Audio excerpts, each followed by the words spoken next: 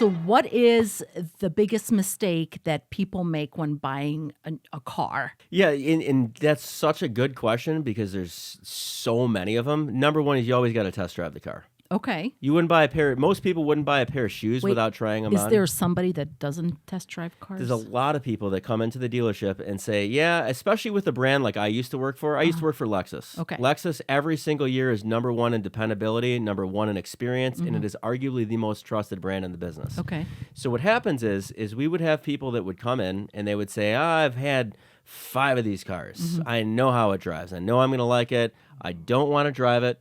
I just want your best price. And you know what happens? What? There's salespeople that would buy into that and not drive the car. So what are the repercussions of that? Well, there's a lot that's changed in 10 to 15 years. Mainly, a lot of these cars have start-stop motors. You may be coming from a V6. Now it's a 4-cylinder turbo. You may have said, I like the size of this. Well, cars back then used to be smaller than they are now. That's why there's so many different sizes.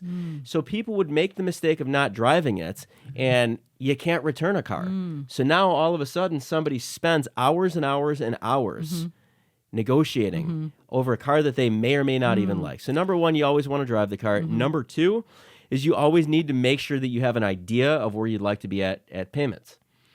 I can't tell you how many times over the years that I saw people come in, expect to have a $300 a month car payment on a $30,000 car with no money down on a purchase, not a lease, to the point where you almost want to say, well, before you buy a car, you should buy a calculator because of math. Yeah.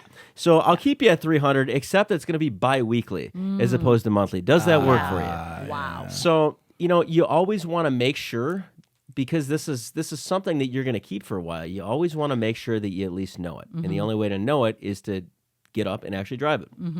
Didn't you go through because Jaysin bought a new car for the first time ever, right? I bought my first new car ever. It's always been used cars, but I'm a Sasquatch. That's why my chair is lower than you guys.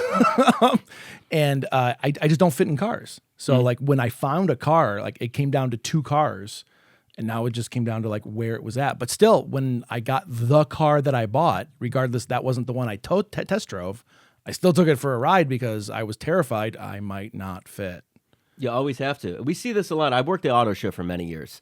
I would see people that would just look at a car on a computer screen and say, oh, I am going to buy one of these. I love this car. And then they sit in it at the auto show and they say, where's the rest of it?